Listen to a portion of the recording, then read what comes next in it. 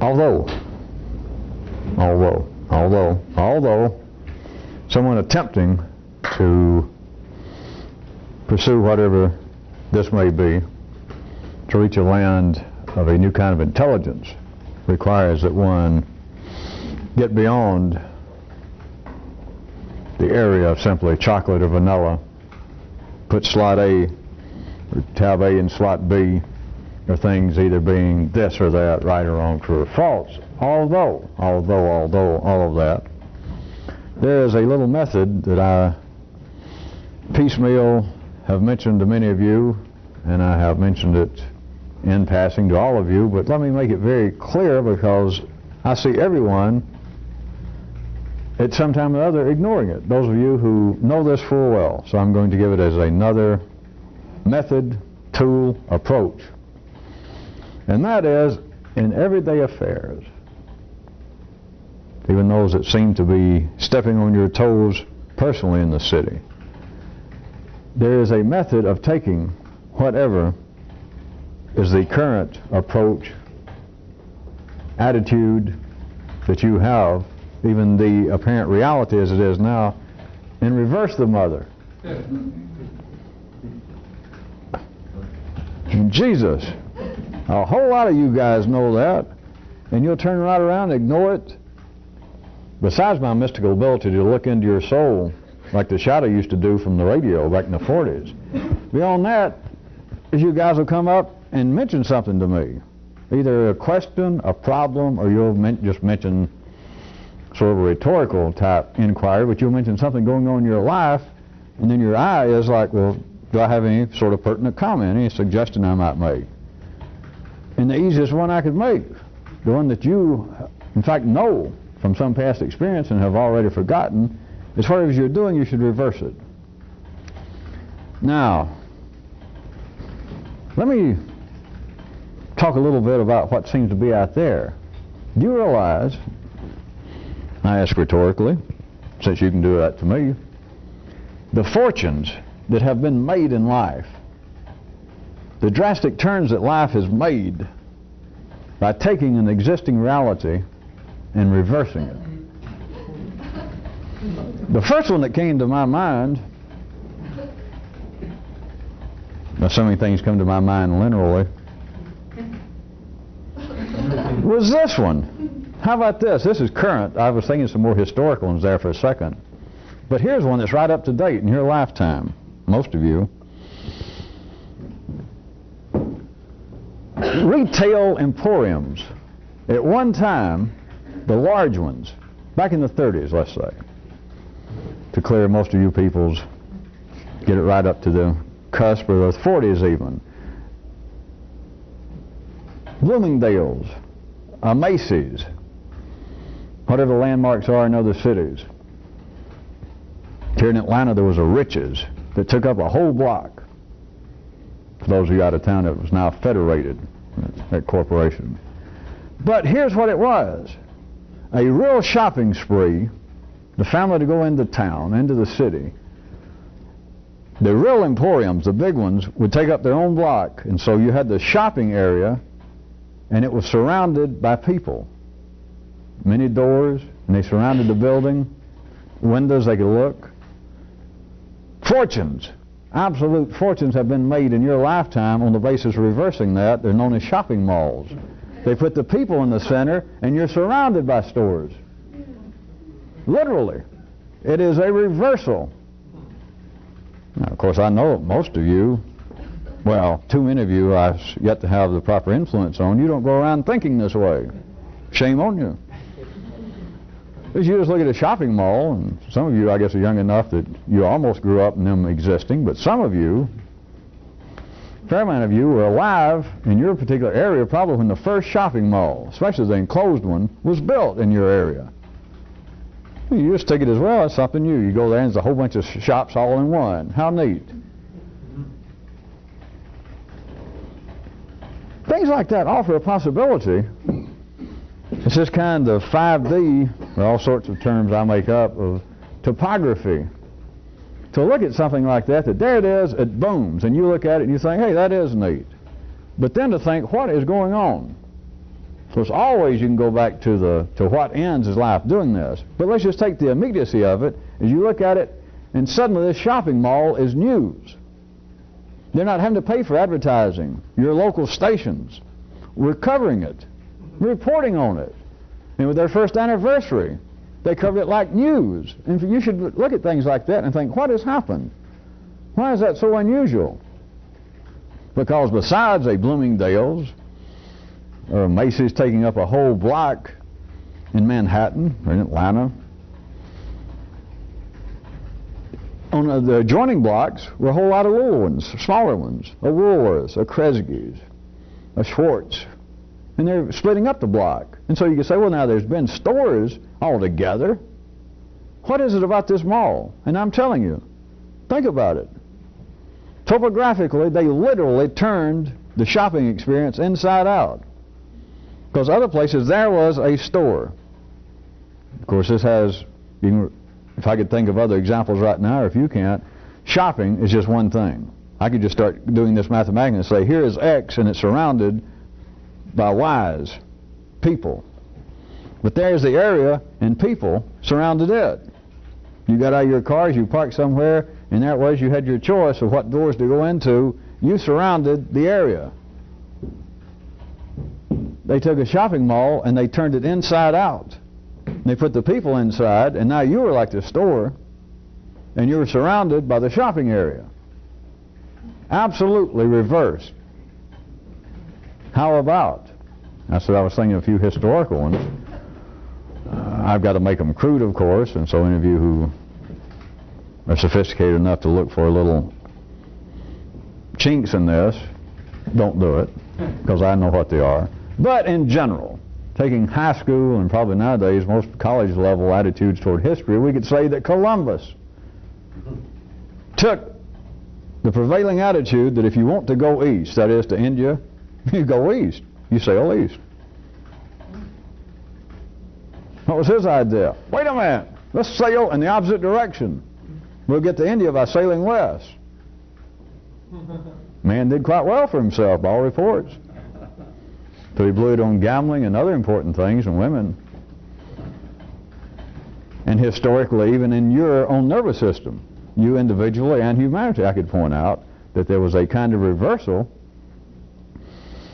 religiously when people began to be encouraged to admit their sins, their shortcomings, rather than to keep it to yourself. If you keep it to yourself, maybe Zeus won't find out. But then it was, if you want to be relieved, if you want to be forgiven, is you go in publicly or to a priest or to somebody and you actually speak up and say, I did so and so. Bring it a little more up to date, and you could look at is Freud, psychology, but look at Freud. We'll make it an individual. Made his name for reversing. That if you were nuts, hysterical, I think was a term they liked then, overwrought, you stayed home. You tried to keep it to yourself. You tried to pull yourself together. He reversed it. Speak up. What are your great fears? What's the terrible things? Did you used to want to kill your father when you were a kid? Come on, admit it, admit it. And then people encourage you that, yes, come in and publicly, or at least to another person, to stand right there and say, yes, I always wanted to kill my father. Don't you feel better? And many people said, yes, I do.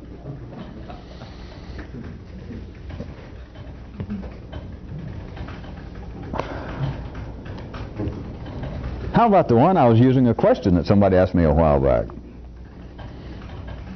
Take it down to more personal level. Somebody was asking how they could seem to fend off and discourage an unwanted suitor. Remember? And they said that they kept telling the person either directly or they thought non-verbally at least, then, don't ask me. I'm not interested in you. I'm not interested in you. If you want to do something dramatic, if you want to find out whether you can get to India by sailing west, it's whatever you're doing. I don't care what it is. Whatever your attitude was, whatever your behavior was, turn it inside out.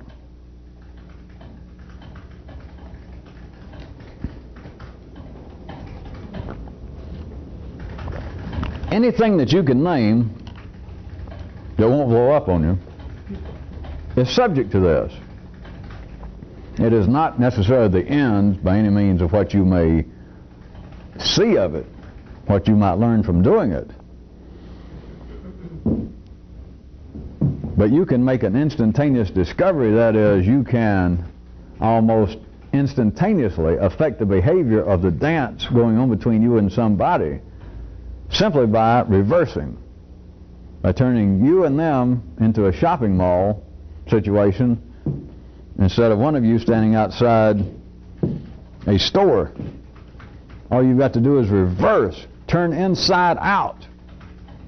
In some cases that may sound verbally more pertinent to the situation, is to turn it inside out. And it is always profitable.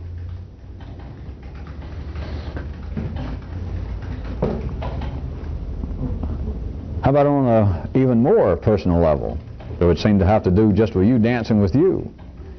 If you seem to be the sort of person that thinks more about yourself than you do others, just stop it. Reverse it. If you seem to think more about, well, how do I look? What do people think? What am I going to do today? What will I say? How will I look? Let's try and do just the opposite. Just the opposite. Many of you, if you could do that, you would find it to be better than losing 30 pounds.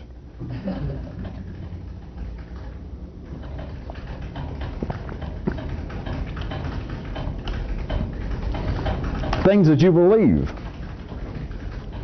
which should go on your list to be replaced by things you think. Ideas such as words cannot really cover it. Reverse that. Or if you think seriously, well, there's some things that you cannot learn just from looking at life. Reverse it. I don't care what it is. Just because you think you got it from me, if you don't think it's subject to being reversed, I said anything won't blow up on you. It's subject to this. Just reverse it. Reach inside and turn it inside out. Doesn't mean it's the end of it. It doesn't mean that what you were thinking, what you were doing in some way was wrong. Of course, if it was seriously wrong, then you might have a case when you reverse it, it might, I hate to say blow up on you, but I already said it. It might cause a small, flammable situation. But a good person would still learn from it. There is nothing that would be exempt from this. That which you apparently pretend that you're not pretending anymore. Or that which you find to be, as far as you're concerned, an exception to anything pretense-wise, that it's something you actually feel, then until further notice, fake that you're pretending it.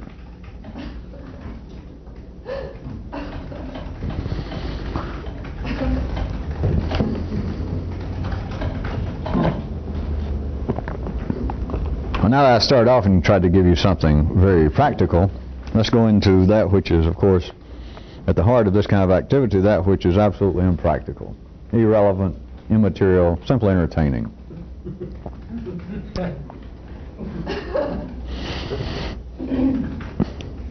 I want to tell you what arguments, in an unseen fashion, are where they arise.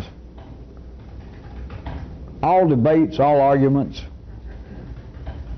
all doubts, if you can strain your thinking far enough to include that, but let's start off with that which will be easy for me to describe, or easier. All debates, all arguments are between two entities that have never been properly identified. And I'm going to tell you who they are. All arguments, all debates are between those who don't know and those who don't know that they'll never know.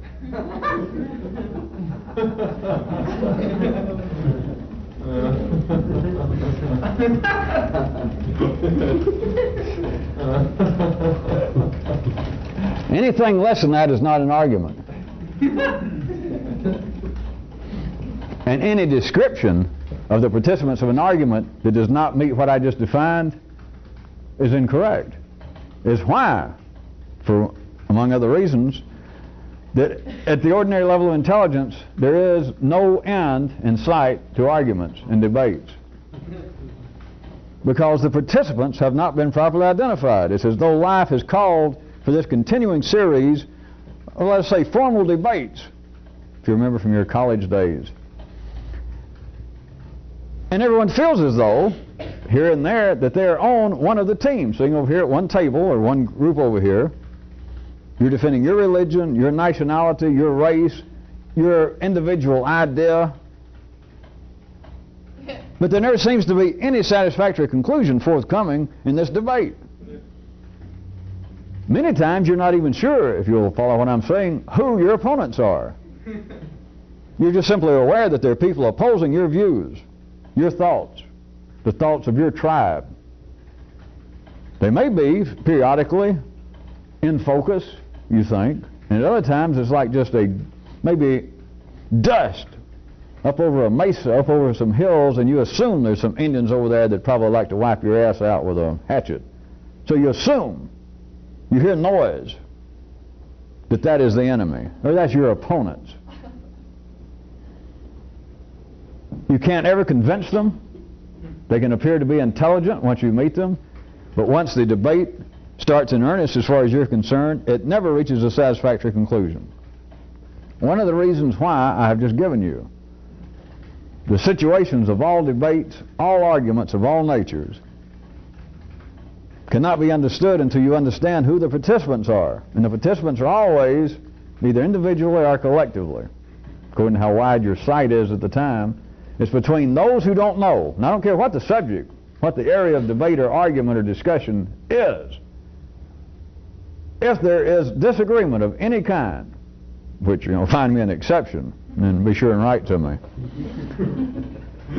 At the ordinary level, a discussion, a debate of any kind has got to be based upon these two parties, individually or collectively, and that's those who don't know, which seems obvious enough. All of you sit there when I started this and you went, yeah. So, of course, getting half of anything in the city, big deal, right? Because in the city they're always half right. It's like saying, well, I'm not sure. See, they're half right already. Or even those that say, I'm absolutely sure, they're half right. But at any rate, without knowing the participants, you can't get it. And the participants are always those who don't know, and those who don't know that they'll never know. Now, would anyone like to consider the possibility that this would have any practical use with your own inner dialogue? The continuing historical, in your case, historical is what, 25, 35, 45 years, discussions. You might think of as thinking. Of course, you think of a lot of things erroneously, but you might think, well, I think about this and that. I consider other points of view. I read a different book. Or I'll lend an ear when a liberal Democrat comes on, or when a Tory or a Whig makes a speech. I don't all the time holler rubbish. Sometimes I'll listen up. But your idea is, without knowing it, that there is a continuing some kind of debate.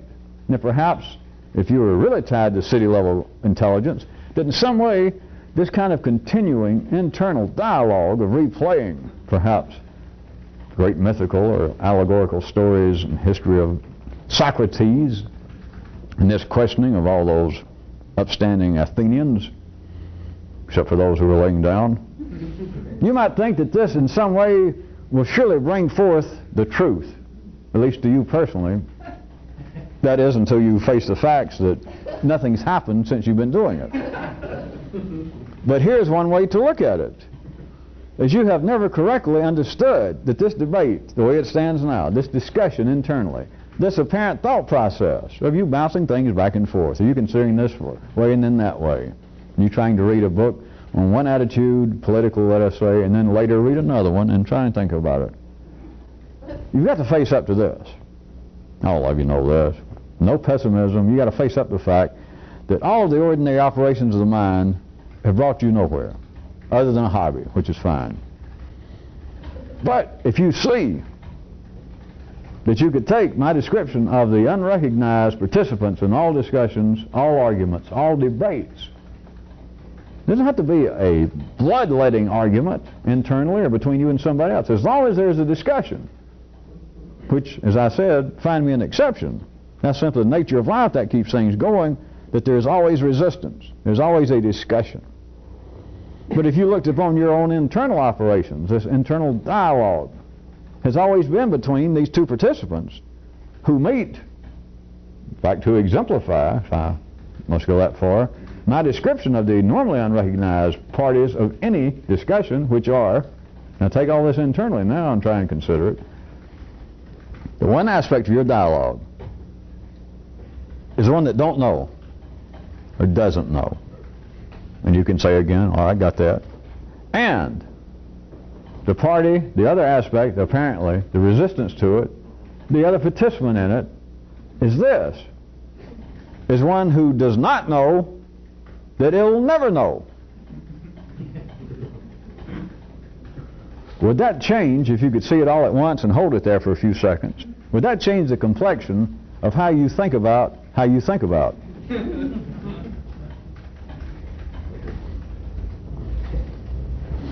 As always, I at least am charmed by my description, because it's not a discussion or an argument between two parties that do not presently know. But it's not between two parties, one who knows and one who doesn't, which even in the 3D world would hold out a modicum of hope that you might think, well, I will get somewhere. Or if they both don't know even, you would think, well, there is a possibility. Perhaps they can encourage each other. But notice why I've described the unrecognized aspect of it.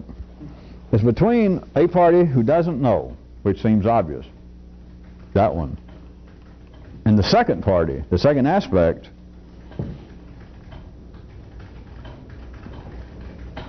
one who doesn't know that it will never know, that it cannot know.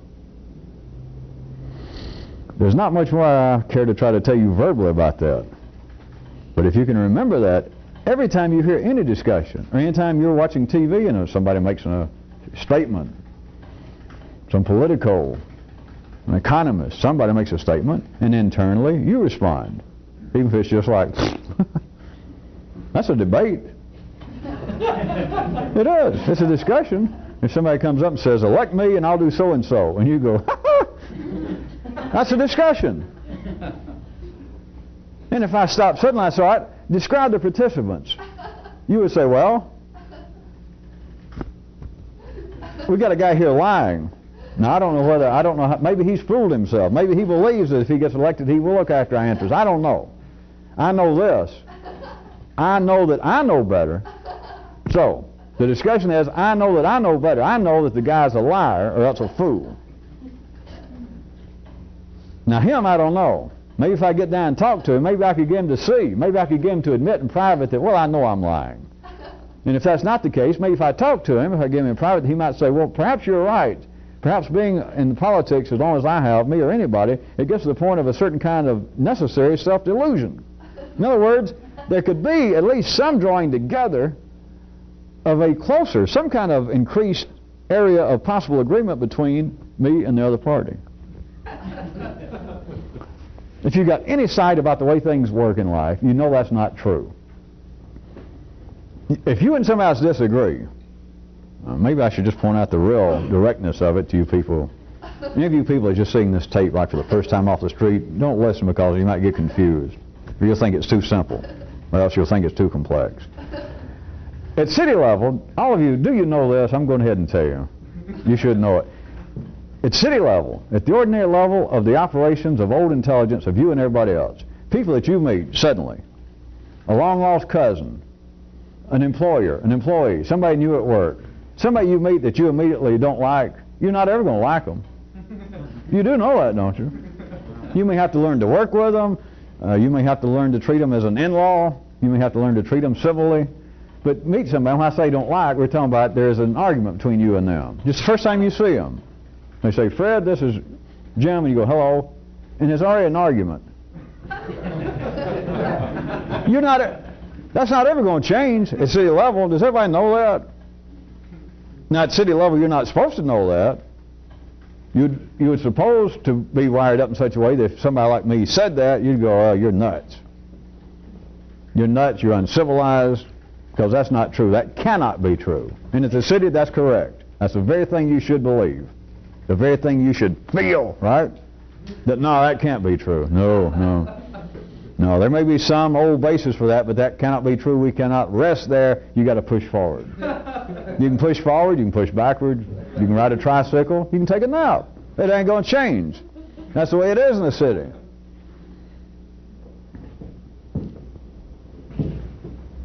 What if you could remember this? In other words, it's not some negative attitude, but it's simply to recognize that the way life is arranged, and the way that it manifests itself at the 3D observable level for ordinary intelligence, is that there are running discussions, conflicts, arguments, various opinions, beliefs, feelings amongst everybody. Have I stated the obvious? Yes. The participants, whether it be two religions, two nations, two individuals, if there is any discussion, any disagreement on any subject at any time, what you have are two parties. One does not know whatever it is we're discussing. The other party does not know that it will never know. That's it. That's it. Where else are you going to go? There's nothing else to be said. Once you see that, there's nothing wrong.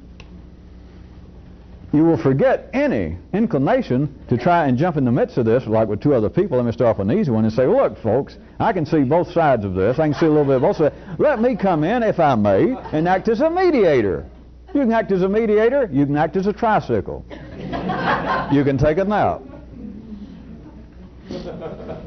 You could grow a beard. Unless you're a woman, then I would perhaps consider being a tricycle. You can attempt to do that, but look, if you understand what I'm describing as the unrecognized participants, why would you?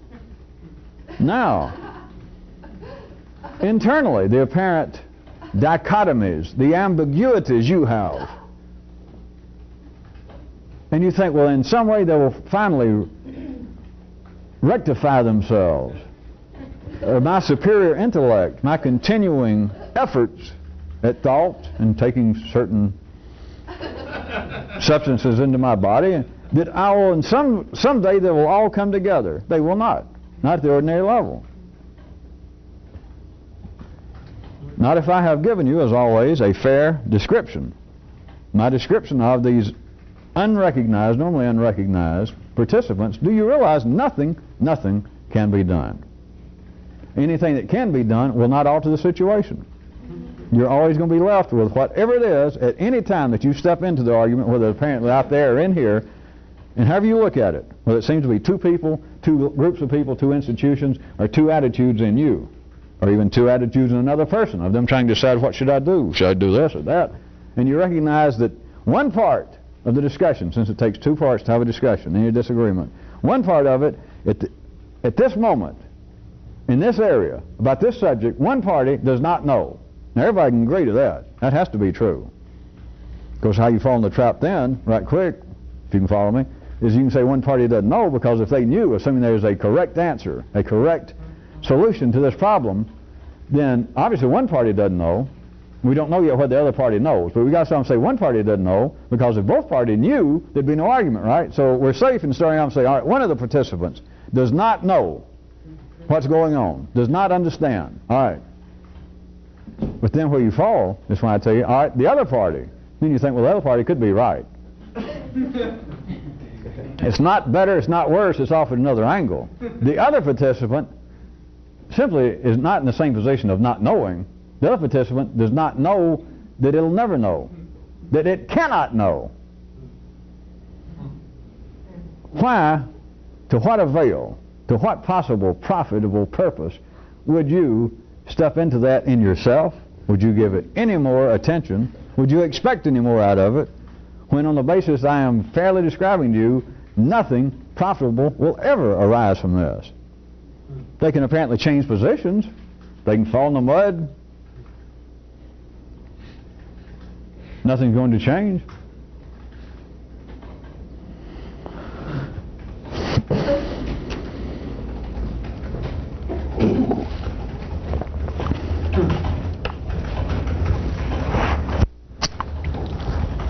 Could anybody see a connection, since I said it was not connected? Could you see a connection between that and reversing? Because you could take the situation and reverse it willfully, knowingly, at no possible benefit to yourself. But what it can do, for a few people, it can temporarily snap you to attention. Here I am dancing with myself again. And dancing with yourself is not fun. I mean, it's not even in the same ballpark as holding up Playboy with one hand or something. Dancing with yourself is you're just doing it over and over and over, and you're just wearing yourself out. That is, you're wasting your time. You're already going to do what life demands that you do of being employed at the city. But now your hobbies become taking all your work home every day. Now you may feel that you're very tired, but I assure you that life, if it had ever any occasion to ever notice you in particular, which it would not, but if it did, life would look at you and think, what a splendid chap that young man is, or that young woman. Not only have they taken their place in line, ready to die, not only that, but the little time that I was mentioning to you last time we met, that it's almost as though once you accept your position, your entanglement, and your involvement in life, it's almost as though life will sort of let people individually kind of look around for, well, what can I do in my off hours that will sort of keep me sane enough to stay in line here and go ahead and get it over with, to live out my days. But life would look at somebody that I'm describing now as though not only have they fallen in line like you're supposed to, they bought the whole story, they're moving energy right along, that I'm as proud of them as you should be of your own circulatory system, of your little red and white corpuscles. It would look upon you as that same kind of fond regard, if it could take note of you. But then it would say, not only has this person done that, the free time that I sort of allowed them to find their own hobby, they relinquished it. They leave from work every day and they go home. As long as they're awake, now I notice in their dreams they do it, but as long as they're awake, they go home and all they do is they turn themselves up. They relive their working day. What a splendid young little soul. What a little person. What a little trooper he or she is. So, I'm saying that you could do something. It could snap you to attention by simply taking the kind of futile argument, discussion going on in everyone that I pointed out between one aspect to one party who doesn't know and the other one who doesn't know that it cannot know. In whatever position it seems to be of dominance to you at that time, is simply reverse it. It's not going to change anything other than the fact that, wow, it might get you out of sitting there on your off hours reliving the whole day at work.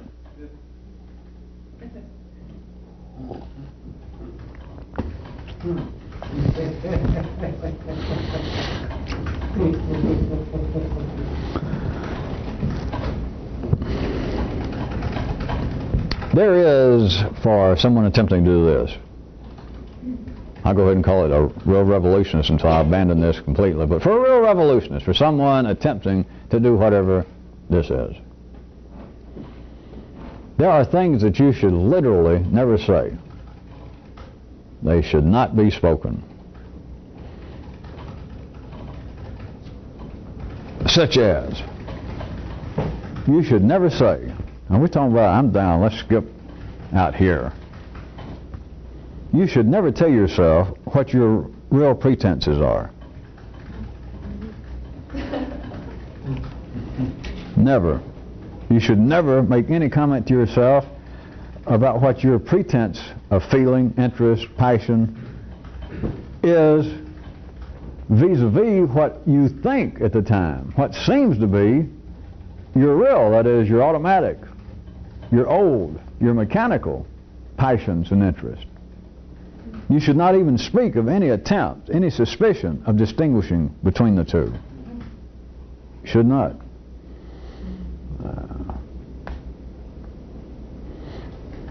That didn't overtly sound as simple as it did in here, did it? Well, you'll have to trust me. It was pretty simple in here, but I noticed too many of you are leaning over going, what? What I just described when I said don't ever do that, let me try it this way. Do you realize that if you did that, it would be the end of any, in you, cynicism? Any sarcasm, for those of you that are trying to weasel your way out, any form of intellectual irony, which is just cynicism and sarcasm with a mask on, wax lips, which will only fool somebody with a wax brain.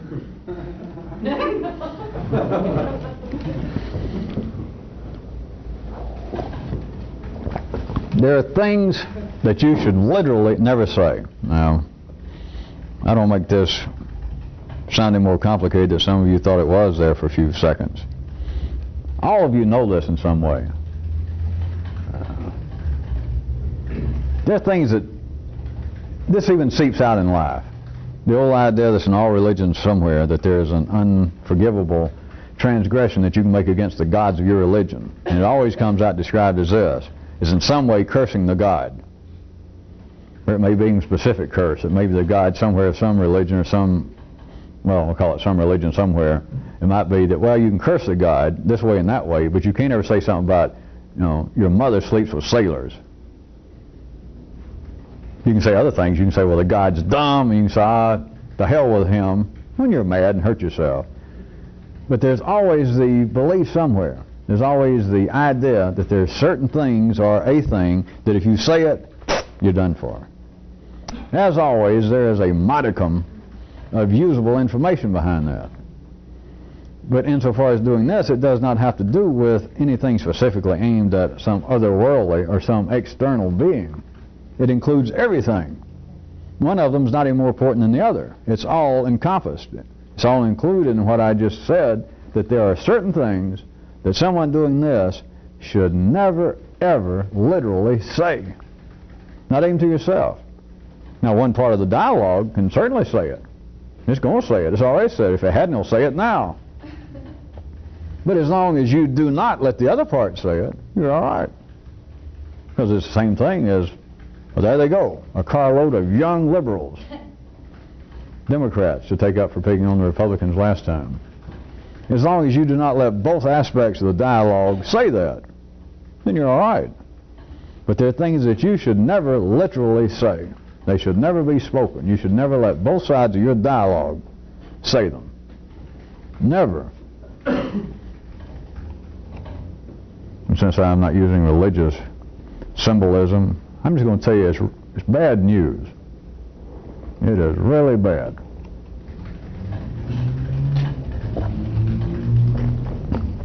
Besides your pretenses, if any of you need any more examples, there are things that you should not say. Not fully, that is, let both aspects of your dialogue say them. You should never literally say to yourself how you feel.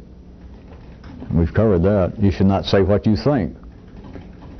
You should not say what you believe, but you ought to take I believe and put that on the list with I feel. Both of them should be covered by I think. But then you should never say I think. You should never say what kind of guy you are. Now we're talking about to yourself. Never.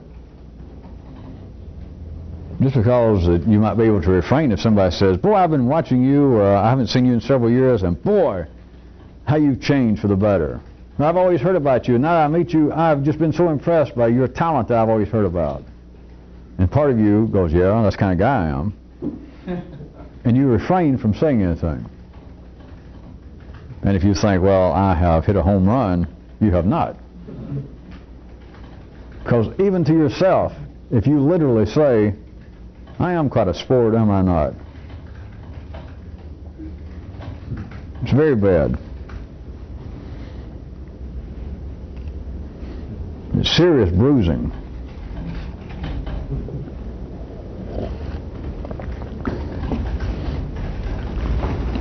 You should never attempt, you should never allow anything in you, anything that may even apparently have an external trigger, for you to ever say what you may or may not be, which is right at the heart of being conscious. It's right at the heart of being a full functioning human at the city level. What else is individuality? What else is personality? Except the dialogue inside of individuals continually telling them what they may or may not be. And I'm telling you, inside out. You should never do that. If you need more picturization, it's like taking this ill-fitting uniform that you have to wear on your particular job in the city. Not only is it ill-fitting, but every time you say what you may or may not be, you ill-fit it some more.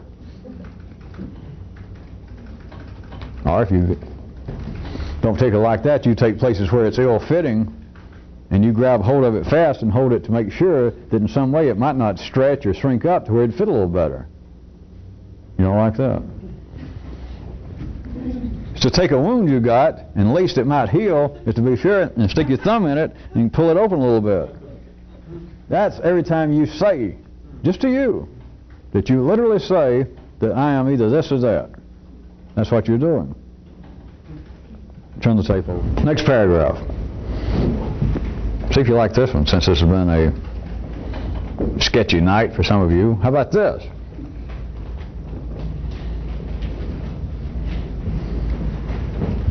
At certain times, many people think of their life as being a kind of Romano clay.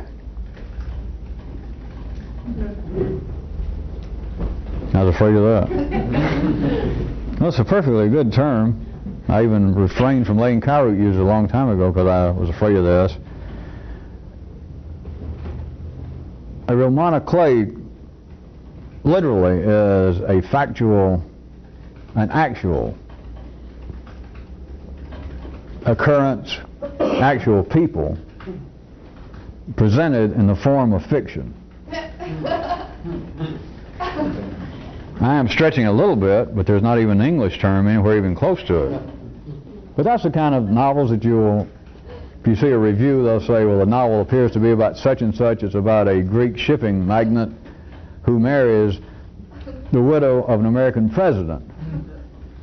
And it's a fictional story, but then if you have to go any further, the reviewer will, showing his great insight, will point out that as far as I'm concerned, as far as this critic's concerned, this is nothing more than a Romano play based upon Onassis and Jackie Kennedy, etc. It's a very old literary device. Goes all the way back in the Western world to Roman times at least.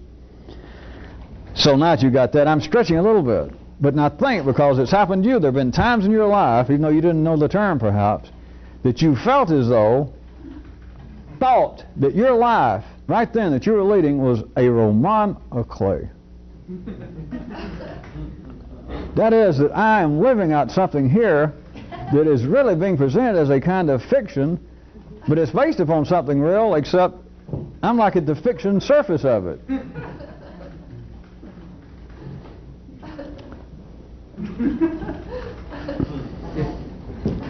As I have noted in several areas for the last several weeks, with people's lives, like many other things I've already mentioned, and things I haven't, but in people's lives, remember this, in anybody's life, your individual life, anybody's individual life, right past that is always something else. So the thinking,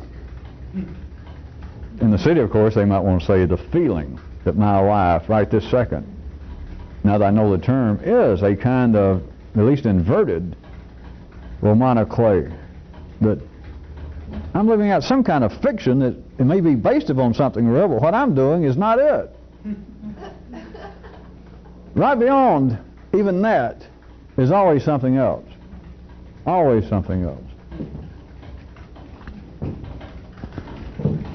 Now, might I suggest that a real revolutionist, someone attempting to do this, might could willfully use this. And especially, I would further suggest, regarding their resignation to their forced employment and their city activities, rather than any sort of argument with it, rather than useless struggling, rather than believing that you're involved with some kind of meaningful argument, that you do understand or you do suspect there is some kind of conspiracy going on here in the world, and people are trying to take advantage of you and to keep the lower classes down in the lower class, and to keep even the middle class on the verge of going broke, trying to keep you personally from experiencing full wealth, fame. What if I suggest to you that someone doing this could take all of those kinds of useless thinkings and look upon that aspect of your life as being, it's just willfully look at it and accept it, that I am being forced to live out what amounts to a Romano clay. I am the fictionalized, my life right here, this kind of life I'm leading is simply a fictionalized version, I might as well face it, of real people and real experiences, except they hide them behind other names. They change the names, and instead of a Greek shipping magnate, I should have made it a little better, maybe they would say he was an Italian shipping magnate who married the widow of a, what if we change one, we say an American president. You could think, listen, I'm no fool. I read a little of that story. That's based upon, that's none but that old Greek guy Aristotle, old Narcissus, and Jackie Kennedy. Hey, what if you could willfully just accept the fact and use it that my ordinary life amounts to no more than a kind of sort of torted, twisted, inverted Romano clay, that I am living a fictionalized version of a life, although based upon real people and real events, but what I'm living is a Romano clay. This is not the real thing. Could I suggest to you how that might affect everyone's inclination to take life seriously? See, because you've already forgotten, it's been nearly a week since I pointed out to you literally that you should have tattooed it on the bottom of your foot at least if you're supple enough to look at your souls.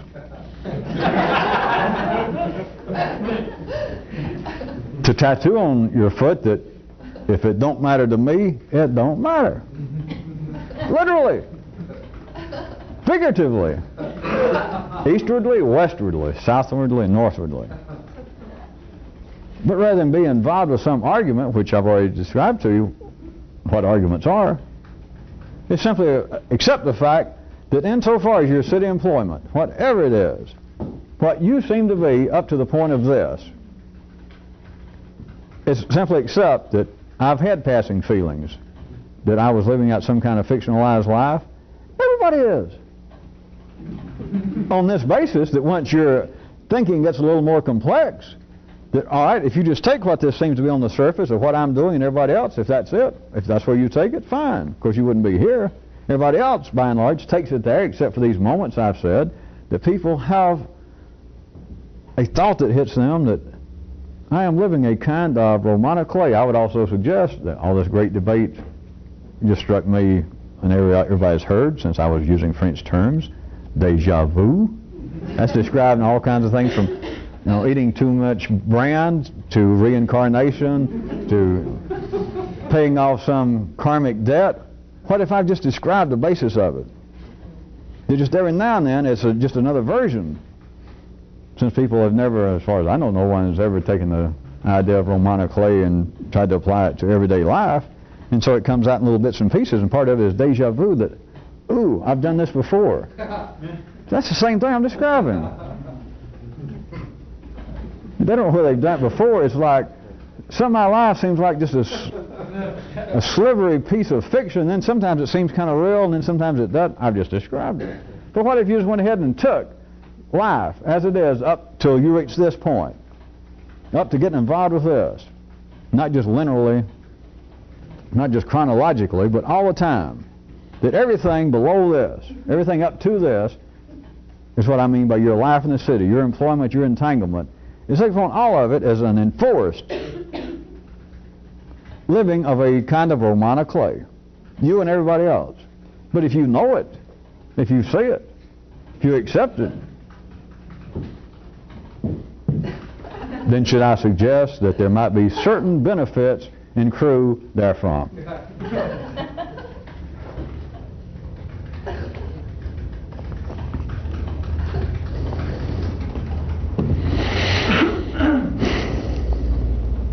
Only partially related to any of this, let me ask you another one.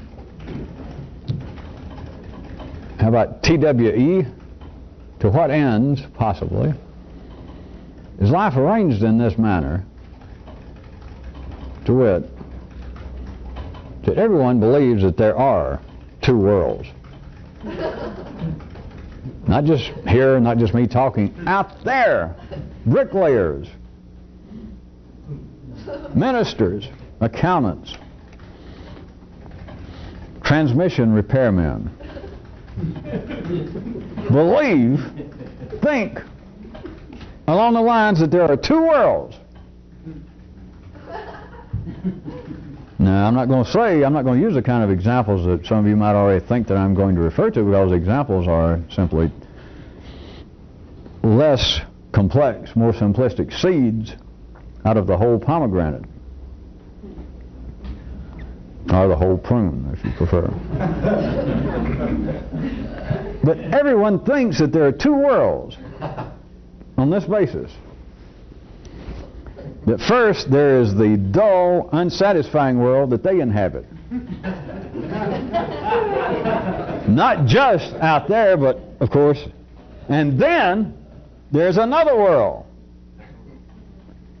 And then we're open to, I'll give you a range right quick verbally, and you should be able to spot what I'm talking about, that there's another world. It's the world of myths. It's the world of dreamed of salvations, paradises, successes. It is the world, in case you're wired up otherwise, it is the world of continuing, disappointing, frustrating, but passionate soap opera lives.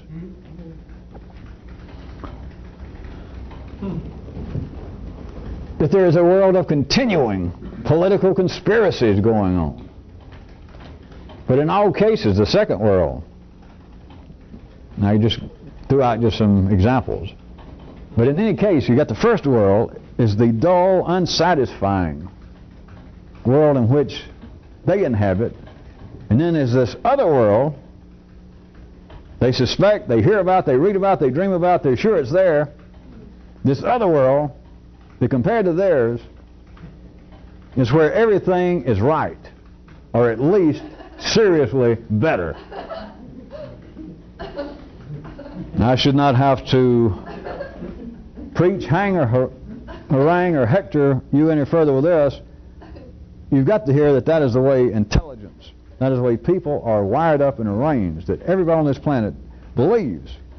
And it does not have to be religious, doesn't have to be mythical. It can be a small little tribe somewhere, just a handful of people living in the Amazon, and each person there believes, thinks in such a way that there are two worlds going on. Just an ordinary guy there in the village, ordinary wife, ordinary children, ordinary hut, ordinary feet. But he believes there are two worlds. There's his world, and then there's a better world. Now, I don't mean up in the trees or after life. There's a better world. The guy next to him that's got two wives.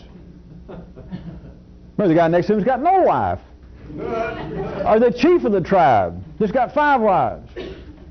Or just the chief of the tribe that people, when they pass him, must go. Everybody thinks that there are two worlds. There's their individual world, and sometimes they feel like it's more of a collective world of their neighborhood or their tribe. But the basis of it is that there's their world, which by and large, that is comparably speaking to what I'm going to compare it to, which fits right into comfortably speaking, their world is unsatisfying, dispassionate, uninteresting, frustrating. But then there's another world where things are right, or at least seriously better off. Better. To what ends are things so arranged that everybody on this planet thinks that that's true? No matter what terms they would use, no matter if they'd never used any terms remotely connected with this, you should be able to hear that that is the way the nervous system, that's the way it comes out in thought in everybody. If it is lacking severely, I would say that people are wired up then to become the supporters of the proposed suicide rate for the year, the projected. Because if it gets bad enough, that would be one of the ties that I could give you to people deciding to buy the farm at their own expense. But other than that, everybody else, no matter what area they live, no matter whether they're religious, non-religious, tall, short, they think that there are two worlds. Theirs that I've described, and then one somewhere else that maybe is next door, but that is much better, if not absolutely a right. And of course it goes. The guy next door in my little example that had 2 wives or no wives, the king of the little tribe, same way. I wasn't planning to get into that, but I always try to get correct with you. Life is arranged. Let me give you an aside. I mentioned this before, because some of you might someday get something out of this. Life is arranged. When I say the king of the little village feels the same way, that's not exactly true. Not necessarily all the time, because that is what is normally identified in life as being the real upper class, the real power elite, royalty. That there are small groups of people, and life's body always has been, that in a sense, I'm not going to stay here and try to show you anything particular, just some of you may get a piece of this or not, that in a sense are not fully subject to what I'm describing, but they're not fully subject to many of the things I have described. That there are people on this planet, quite ordinary in the sense that they're not involved with this, that do not feel like that there is a world better than theirs. And they are the ones that are normally in positions of extreme authority and dominance. The ones that they used to make jokes that, what was it, that the lodges only talked to the Cabots up in Massachusetts, and the Cabots only talked to God. That's just a modern variation, I guess. The Stuarts might have got restored to the throne after Cromwell, but they were never out of touch, even when they were out of the country. They were never out of touch with the real powers, that sort of thing. That has no real bearing on what I'm describing to you. I was leaving you back on the main trail with the what ends is life so arranged that everyone believes that. And not necessarily in any passionate way to the point that they cannot live out there 60 or 70 years. It's not that they're going around saying my life is so dull and so uninteresting, and I just know that there are other worlds, perhaps people next door to me, there's a lot better off, and I in some way want their life. But why is it arranged in such a way that the thought processes in humans of all stripes think that there are two worlds? When I say think, they're convinced, whether they say it or not. All you got to do is ask. Because if they don't believe that, if they said, no, I don't think that, I don't think it at all, and I hear what you're saying, and I do not think that, then they would not think that change is possible, which would put them one step away from suicide. Put them one step away, and when I say suicide, we're not talking about just on the basis of the importance or lack of importance of some individual. What we're saying is that person is not serving any positive function for life. And so they're on the verge of suicide or death. They're just not the norm by any means, as you know. So everyone, they think that there are two worlds, or else they would not think that some change is possible, whether they execute it or not. They would not think that it was possible to do anything, whether it is or not. You got to think there is, or you go nuts. if you live in the city. But on a greater scope, I'm asking you, why are things so arranged? Because life could have done it otherwise. I could have just made people take things as they are.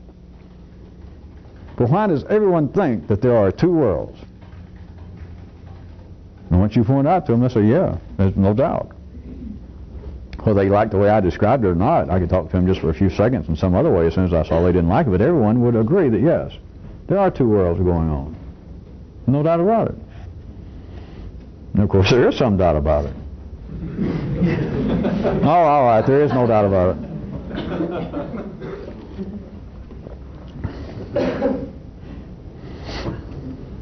I was going to, and I'm about to.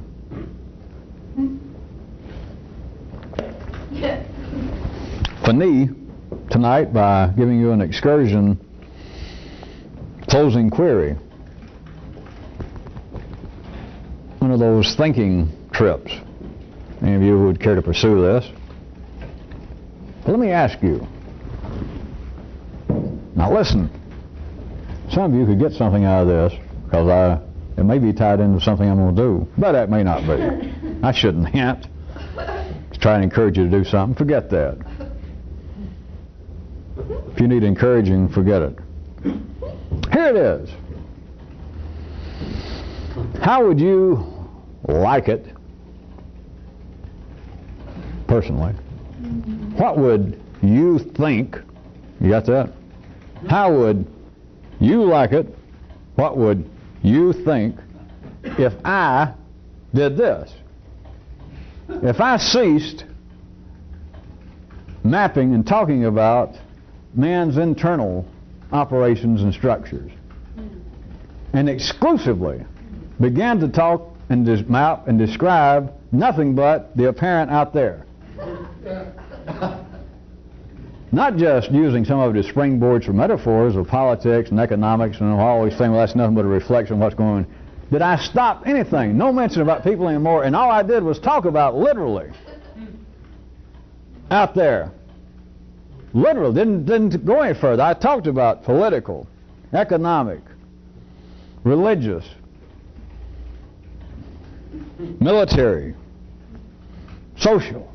That all I mapped, all I detailed, all I noted, all I went into was the apparent out there. How would you like it? What would you think?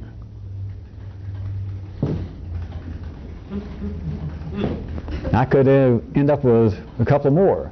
Do you think that it's possible? Could I do it?